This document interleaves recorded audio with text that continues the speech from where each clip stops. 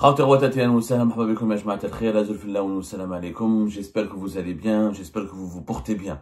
Nous commençons cette journée du 21 mai 2025 par une information urgente, extrêmement urgente et importante.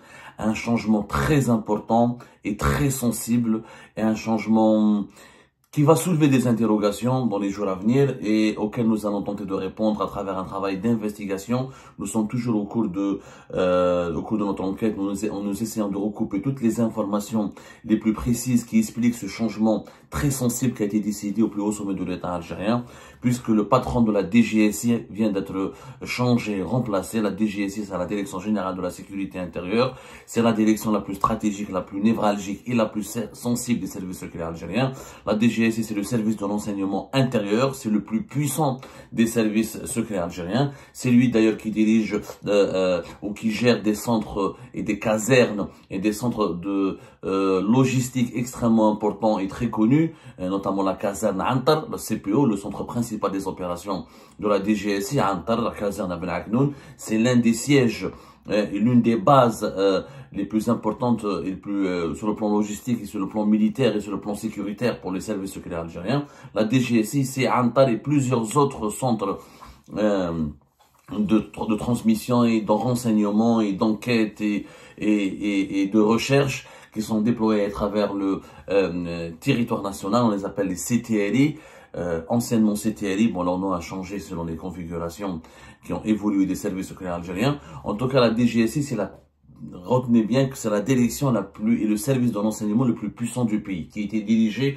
par Nasser Djen depuis pratiquement une année, puisque Nasser Djen a été désigné à la tête de la DGSI début juin 2024. Début juin 2024. Il était déjà Nasser Djen, l'un des hommes forts des services secrets algériens, notamment de la DGSI, des services de renseignement intérieur depuis 2021, puisqu'il était le patron de la caserne Antar depuis fin novembre 2021. Il avait dirigé la caserne Antar de novembre 2021 jusqu'à pratiquement mai 2024. Ensuite, entre mai et 2024 et juin 2024, il a été promu directement directeur général de la Direction Générale de la Sécurité Intérieure.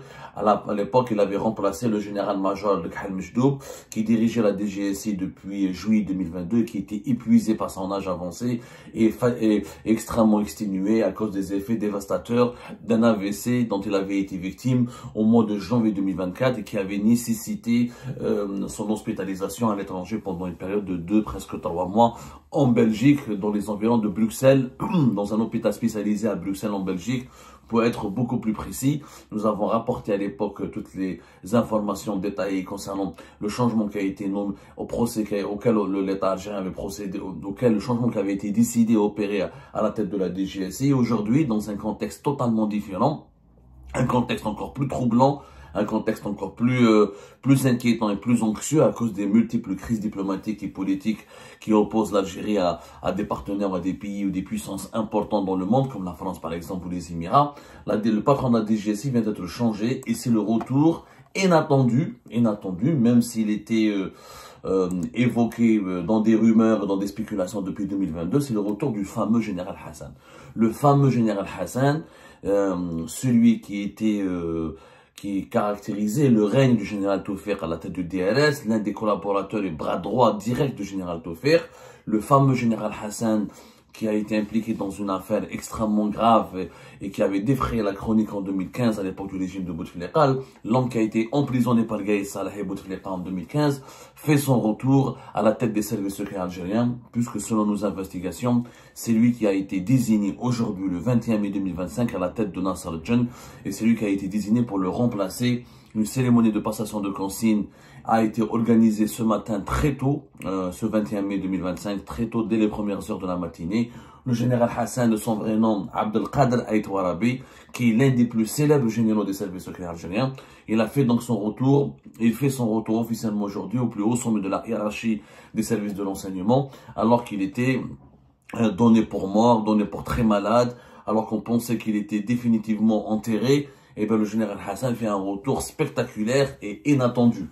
Depuis 2022, des lobbies actifs pour convaincre Abdelmajid Tebboune et Saïd Chengueleha de valider le retour du général Hassan et de lui confier un poste importants au sein des services secrets algériens, comme ce fut le cas avec le général-major Mehmet Djebbar. Sauf que Hassan, il est beaucoup plus connu que Mehmet Djebbar, il est beaucoup plus influent que Mehmet Djebbar, parce que le général Hassan, il était à la tête, je rappelez-vous, de l'unité d'élite de la lutte antiterroriste du DRS à l'époque du général Taufer, c'est la SCORAT. Le général Hassan, il est connu pour avoir dirigé de 2006 à 2015 le service de coordination opérationnelle et de renseignement antiterroriste qui s'appelait le SCORAT. SCORAT, c'est l'unité d'élite des services secrets algériens en matière de lutte contre le terrorisme, en matière de démantèlement, infiltration, traque des groupes terroristes les plus dangereux. De 2006 à 2015, c'est pratiquement 10 ans. Et ce général Hassan, au sein des services secrets algériens, est devenu une légende. Au même titre que le général Taufer. C'était son bras droit et c'était l'homme le plus proche du général Taufer, son confident et l'homme en quel le général Taufer plaçait le plus sa confiance et avec lequel il était vraiment l'homme général Hassan, c'était l'homme qui bénéficie de la plus grande confiance du général Taufer. C'est très très rare au général Taufer à une proximité avec quelqu'un, c'est très très rare au général Taufer accorde une confiance presque aveugle à quelqu'un. C'était le cas du général Hassan et Taufer qui était, général Hassan et Taufer étaient inséparables. Donc son vrai nom c'est Abdelkader Etouarabi, c'est un Kabyle pur souche. C'est quelqu'un qui a fait toute sa carrière au sein des services secrets algériens et qui est spécialisé dans l'infiltration et la lutte contre le terrorisme et celui qui a dirigé pratiquement, on dit même c'est celui qui a réellement fondé ou celui qui a façonné, celui qui a révolutionné même le fonctionnement des services secrets algériens à travers la SCORAT ou le SCORAT, le fameux SCORAT, service de coordination opérationnelle et de renseignement antiterroriste. Le général Hassan a défrayé la chronique en 2015. Lorsqu'il a été arrêté le 27 août 2015, il avait été condamné, à l'époque c'était le Guaïpa tribunal militaire d'Oran, à une peine de 5 ans de prison ferme, de réclusion. Ensuite, il a été jugé à Blida aussi, il a été enfermé à la prison de Blida. Il est à l'époque de Gaïd Salah et de Bouteflika, ils l'ont visé expressément et délibérément pour affaiblir le général Taufer. Et à l'époque, il y avait une histoire qui avait digne d'un film, parce que un film que même Hollywood n'aurait pas pu produire, puisqu'en 2015, Gaïd Salah avait mené une enquête Gaïd Salah qui était en guerre contre le général Taufer, en guerre contre les réseaux du général Taufer, à la suite à la mise à la retraite du général Taufer en septembre 2015, bien avant cette mise à la retraite, pour affaiblir le général Taufer et pour le mettre le neutraliser ses réseaux et pour vraiment le mettre à l'écart du régime, parce que le général Taufer s'était opposé au 4e mandat de Abdelaziz Bouteflika. Je fais un rappel des faits très rapide. Le général Hassan avait été arrêté dans le cadre d'une affaire très sombre, très sombre. D'abord, lui, il a été jugé à Oran à 5 ans de prison ferme. Ensuite, la cour d'appel de Blida, 4 ans plus tard, elle avait confirmé sa peine, etc. Donc, de 2015 jusqu'au 28 novembre 2020, il était en prison. Pourquoi? Parce que Gaïd Salah avait convaincu Abdelaziz Bouteflika, lui avait soumis un rapport d'enquête qui a été mené à l'époque par les services de renseignement militaire qui étaient affiliés et loyaux à l'égard de Gaïd Salah. Ils ont monté un dossier contre le général Hassan, l'accusant d'avoir tenté d'éliminer Abdelaziz Bouteflika. Le général Hassan, à l'époque, il avait été accusé d'avoir détourné des armes qui ont été récupérées auprès de groupes armés terroristes au Sahel et qui les a ensuite acheminées et transportées du côté du territoire algérien sans les déclarer à l'état-major de l'armée, notamment au chef de la région militaire de Taman al-Assad, que ces armes auraient circulé sur le territoire algérien. C'était une opération secrète qui n'a pas été divulguée à l'état-major de l'armée et que ces armes, l'objectif du général Hassan était de les récupérer. C'était notamment des missiles très redoutables que le général Hassan avait le projet de les utiliser contre Abdelaziz Bouteflika pour l'assassiner afin de l'empêcher d'enlever le général Taufer. C'était l'histoire qui avait été racontée à l'époque officiellement à Abdelaziz Bouteflika. Abdelaziz Bouteflika a été effrayé, il a été totalement terrifié et c'est pour ça qu'il avait cautionné et soutenu Gaïd Salah dans ses efforts dans ses manœuvres d'arrestation, dans son entreprise d'arrêter, de neutraliser et d'emprisonner le général Hassan. Voilà l'affaire, grosso modo, de 2015, qui a mené le général Hassan en prison. Les proches du général Hassan, le général Taufer lui-même, les proches du général Taufer et les anciens collaborateurs du général Hassan comme du général Taufer ont démenti catégoriquement tout complot contre le président Bouteflika à l'époque. Ils avaient accusé Gaïd Salah d'avoir lancé une guerre de clans contre les proches et les collaborateurs du général Tawfiq, dont le général Hassan, et que l'emprisonnement du général Hassan a été un moyen pour faire du chantage au général Tawfiq.